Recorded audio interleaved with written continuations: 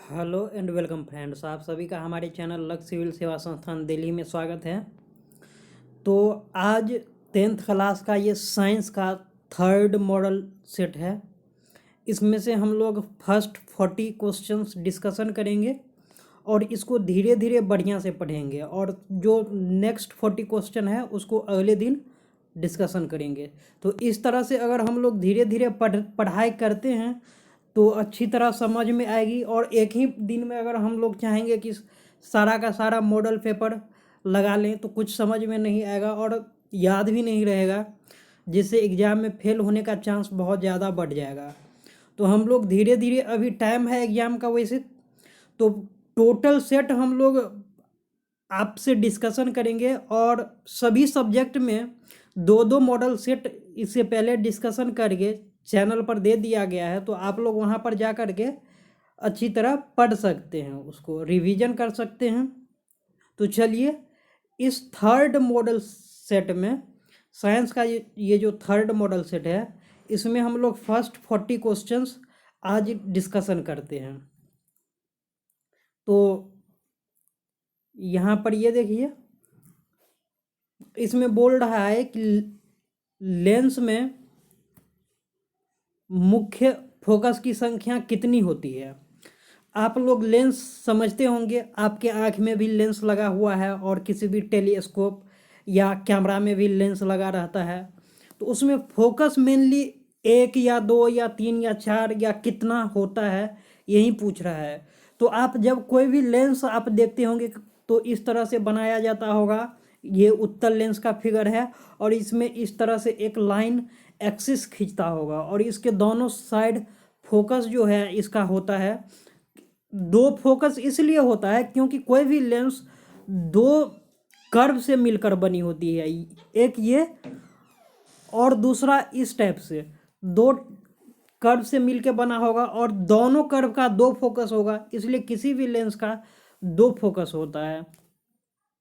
अब सब समतल दर्पण द्वारा बना प्रतिबिंब सदा क्या होता है? ये वास्तविक होता है या आभासी होता है, सीधा होता है, उल्टा होता है, तो क्या होता है? समतल दर्पण में आप लोग कभी पढ़े होंगे तो आपको मैं बता दूं कि हमेशा आभासी और सीधा बनता है। यहाँ पर ये देखिए, मैं आपको बना करके भी दिखा देता हूँ। ये समतल दर्पण है, यहाँ पर कोई वस्तु है, तो इसका जो है समतल दर्पण से इतनी ही दूरी पर यहाँ पर इसका प्रतिबिंब बनेगा और सेम डिस्टेंस पर इसका हाइट भी सेम होगा। इसके बाद आंख व्यवहार होता है। ये प्रश्न ही प्रिंटिंग मिस्टेक है इसमें। आंख में किस तरह का लेंस व्यवहार में आता है? तो यहाँ पर ये देखिए, उत्तल लेंस आंख में लगा रहता है। स्पेक्ट्रम प्राप्त करने के लिए किसका उपयोग होता है? कांच की सिल्ली, अवतल दर्पण, उत्तल लेंस, प्रिज्म। इस चारों में से प्रिज्म का यूज होता है स्पेक्ट्रम प्राप्त करने के लिए। आप जो प्रिज्म पढ़ते होंगे, जो आकाश में दिखाई देता है, रेनबो, जिसको हम लोग इंद्रधनुष भी कहते हैं, तो उसमें जो 7 कलर होता है वो कलर प्रिज्म भी दिखाता है। अगर आप लाइट को किसी प्रिज्म से गुजारेंगे तो वो भी लाइट जो है 7 कलर दिखाता है। तो इसलिए स्पेक्ट्रम प्राप्त करने के लिए प्रिज्म का उपयोग होता है। रेटिना पर किस वस्तु का उल्टा तथा वास्तविक प्रतिबिंब किसके द्वारा बनता है? तो आम नेत्र लेंस के द्वारा। अब यहाँ पर ये एक न्यूमेरिकल है छोटा सा, इसमें बोल रहा है कि एक विद्युत बल्ब पर रेटिंग है 220 वोल्ट और 100 वाट। इसके फिलामेंट का प्रतिरोध कितना होगा? प्रतिरोध से यहाँ पर मतलब है रेजिस्टेंस। प्रतिरोध को इंग्लिश में रेजिस्टेंस कहा जाता है और प्रतिरोध को जो है ओमेगा से डिनोट किया जाता है। ये ओमेगा का साइन है। तो यहाँ पर इस क्वेश्चन को हम लोग थोड़ा सोल्व कर लेते हैं। यहाँ पर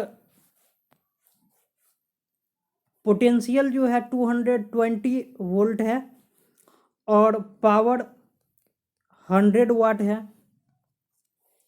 आप लोग जानते होंगे कि V इक्वल टू IR एक फॉर्मूला होता है, ये सभी को पता होगा। और पावर इक्वल टू I²R। यहाँ पर पहले हम लोग को प्रतिरोध यहाँ पर बोल रहा है निकालने के लिए, इसलिए R यानी कि रेजिस्टेंस यहाँ से निकाल लेंगे V/I, जो कि 220/I होगा। और इस चीज़ को यहाँ पर P=I²R जो फॉर्मूला है, इसमें I के जगह पर 220/I,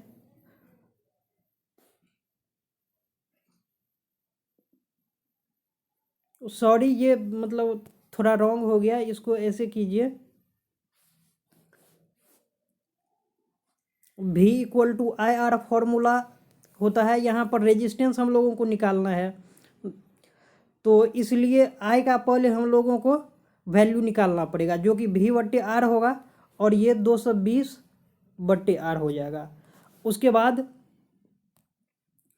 आप जो है पावर का फॉर्मूला जानते ही है, I²R, और इस यहीं पर I के जगह पर हम लोग I का वैल्यू रख करके निकाल सकते हैं प्रतिरोध। उसके बाद विभवांतर मापने के लिए यहाँ पर 7th क्वेश्चन है, विभवांतर मापने वाला यंत्र को क्या कहा जाता है? तो वोल्ट मीटर। जब भी किसी वायर में 2 पॉइंट जो होता है, कोई भी 2 पॉइंट, 2 बिंदु होगा, उसके बीच अगर विभवांतर यानी कि विभव में अंतर, विभव प्लस अंतर यानी कि वोल्टेज जो होता है, 2 पॉइंट के बीच का अंतर बोल रहा है, तो वो किस चीज़ से मापते हैं? वो वोल्ट मीटर से मापा जाता है। आमीटर को विद्युत परिपथ में कैसे जोड़ा जाता है? तो श्रेणी क्रम में जोड़ा जाता है। विद्युत मोटर परिवर्तित करता है। विद्युत मोटर जो है, आप लोग किसी भी पंखा में देखते होंगे कि मोटर लगा हुआ है, या मशीन में भी लगा रहता है, तो आप जानते हैं कि जब आप करंट गुजारेंगे मोटर में, उसके बाद मोटर जो है चलने लगता है, और जब पंखा का मोटर चलने लगेगा तो हवा लगेगा आपको। तो इसमें जो है विद्युत ऊर्जा को यांत्रिक ऊर्जा में परिवर्तित कर दिया जाता है। तो 9 का बी आंसर होगा। विद्युत फ्यूज बचाता है। विद्युत फ्यूज, आप लोग के घर में बोर्ड में जो फ्यूज लगा होता है, वो किस चीज़ से आप लोगों को बचाता है? तो जब बहुत ज़्यादा करंट आ जाता है, वोल्टेज ज़्यादा आ जाता है, तो आप लोग देखे होंगे कि कहीं पर जैसे किसी का टीवी अगर जुड़ा हुआ है या बल्ब, तो बल्ब फ्यूज कर जाता है, टीवी भी खराब होने का चांस रहता है बहुत ज़्यादा। तो ये लघुपथन में बहने वाली उच्च धारा के खतरे से बचाता है हम लोगों को फ्यूज। तो 10 का बी आंसर होगा। विद्युत धारा उत्पन्न करने की युक्ति को कहते हैं। करंट किस चीज़ से उत्पन्न होता है? जनरेटर आप लोग चलाते होंगे गांव में, तो उसी से विद्युत उत्पन्न किया जाता है। तो यहाँ पर जनित्र इसका आंसर होगा ए। 11 का ए आंसर होगा। उसके बाद ऊर्जा के सभी रूपों में अनंत स्रोत किसे माना जाता है? आप लोग जो है जैसे सुनते होंगे कि कोयला कुछ दिन में समाप्त होने वाला है, 100 या 50 या 200 साल में। जल भी जो है बहुत लिमिटेड मात्रा में, जो पीने का पानी है वो भी बहुत लिमिटेड मात्रा में अर्थ पे है। वैसे समुद्री जल तो बहुत ज़्यादा है, लेकिन पीने का पानी बहुत कम है।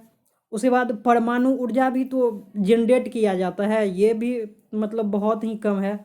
आप लोग जानते हैं कि सूर्य जब से बना है, सूर्य वहाँ से कंटिन्यूअसली अर्थ पे आ रही है ऊर्जा। तो ये सूर्य जो है अनंत स्रोत माना जाता है ऊर्जा का।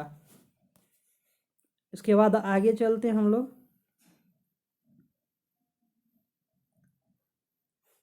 बारह क्वेश्चन कर लिए हैं, अब हम लोग 13 क्वेश्चन पर हैं।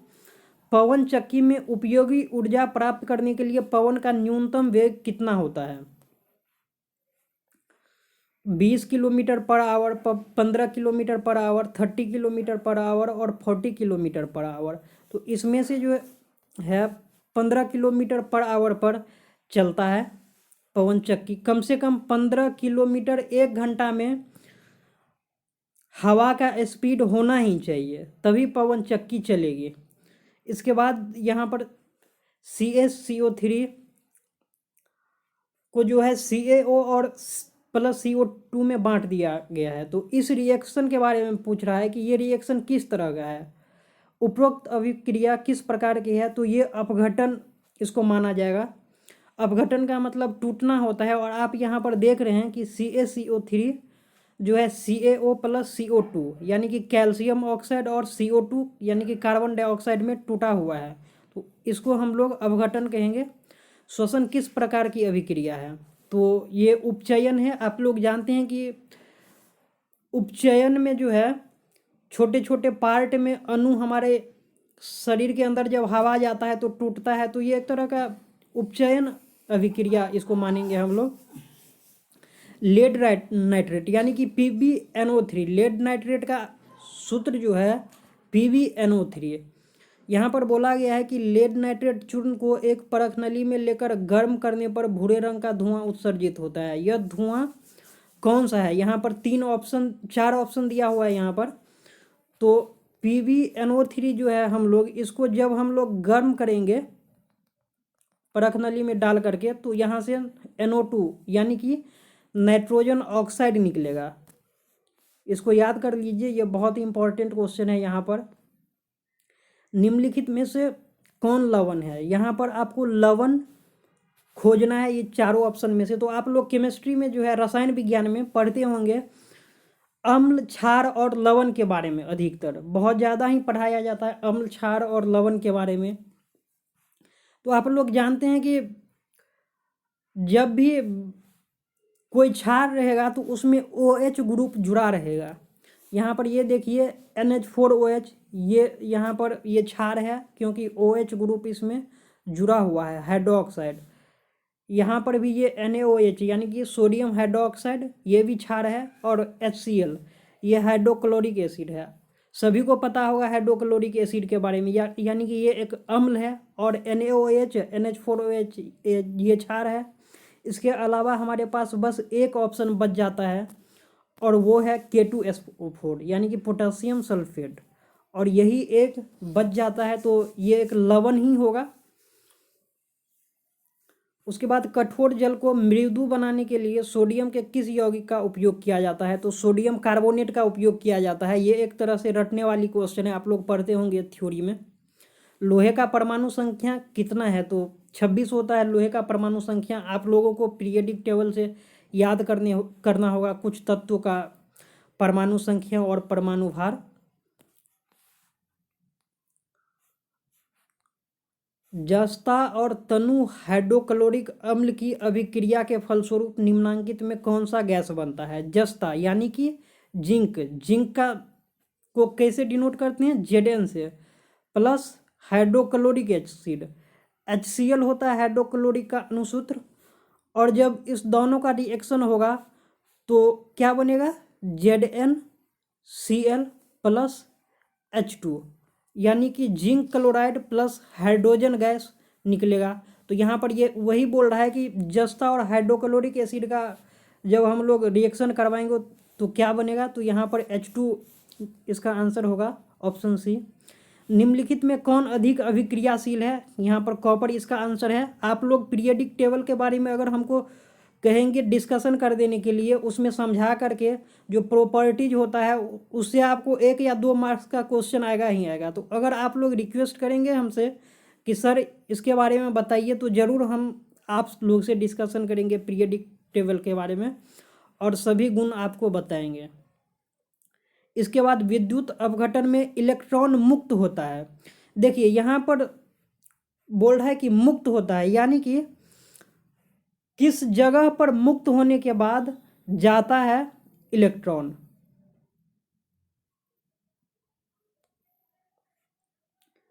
तो एनोड पर जाता है।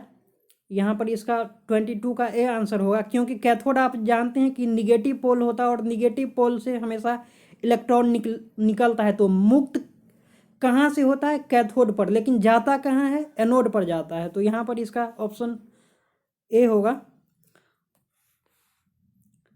हाइड्रोकार्बन कौन है? यहाँ जो ऑप्शन दिया हुआ है चारों, इसमें से हाइड्रोकार्बन आपको चुना है। तो हाइड्रोकार्बन में आप जानते हैं कि इसमें हाइड्रोजन और कार्बन दोनों का होना जरूरी है। तो इस चारों में से जिस ऑप्शन में हाइड्रोजन और कार्बन आपको मिलेगा वही हाइड्रोकार्बन होगा।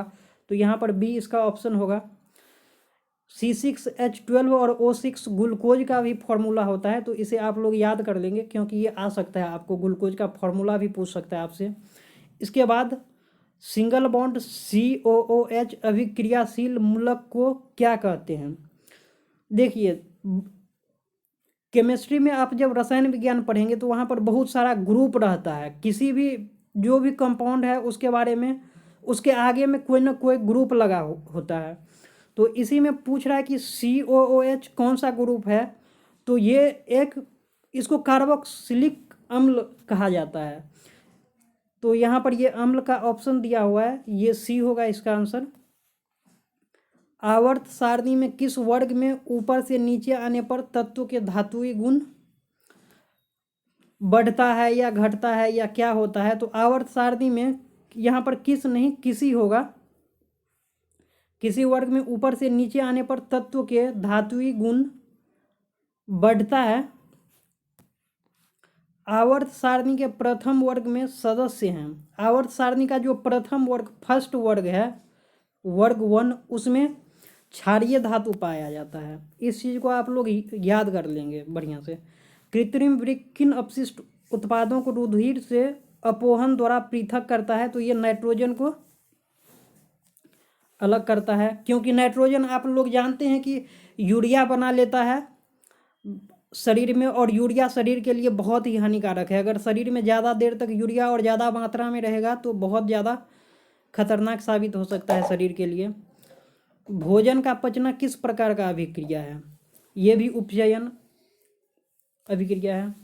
प्रकृति में ऑक्सीजन का संतुलन कैसे बना रहता है? आप लोगों को ऑक्सीजन कहाँ से मिलता है? ये प्रकाश संश्लेषण से मिलता है। जब भी पेड़ पौधा जो है खाना बनाने के लिए प्रकाश संश्लेषण की क्रिया करती है तो ऑक्सीजन मुक्त होता है, इसलिए इसका बी आंसर होगा। डेंगू उत्पन्न करने वाला मच्छर किस तरह के जल में रहता है?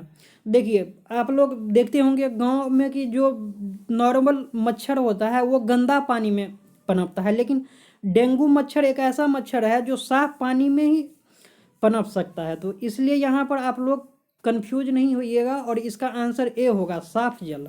डेंगू मच्छर हमेशा साफ जल में फैलता है, जबकि जो अन्य मच्छर होता है वो गंदा जल में फैलता है। पादप हार्मोन का उदाहरण, यहाँ पर 4 टाइप का हार्मोन दिया हुआ है, A, B, C और D। इसमें से बोल आप लोगों को पहचाना है कि पादप हार्मोन कौन सा है। तो देखिए, पेप्सिन जो है कोई हार्मोन नहीं है यहाँ पर, ये एक तरह का हमारे शरीर में प्रोटीन होता है। उसके बाद एड्रीनलिन एक तरह का हमारे शरीर में ग्लैंड है जिससे कोई भी हार्मोन निकलता है। टेस्टोस्टेरोन जो है इंसान के शरीर में पाया जाता है या जंतु के शरीर में। तो यहाँ पर पादप हार्मोन के बारे में पूछ रहा है, तो ऑक्सिन जो है प्लांट में यानी कि पेड़ पौधा में पाया जाता है, तो इसका सी आंसर होगा। निम्न में कौन हार्मोन कोशिका दीर्घन एवं विभाजन में मदद करती है? तो ये सारा का सारा ऑप्शन जो है सही होगा कि ये सभी मिल करके ये काम करते हैं। तो यहाँ पर आप लोग डी ऑप्शन लगाएंगे।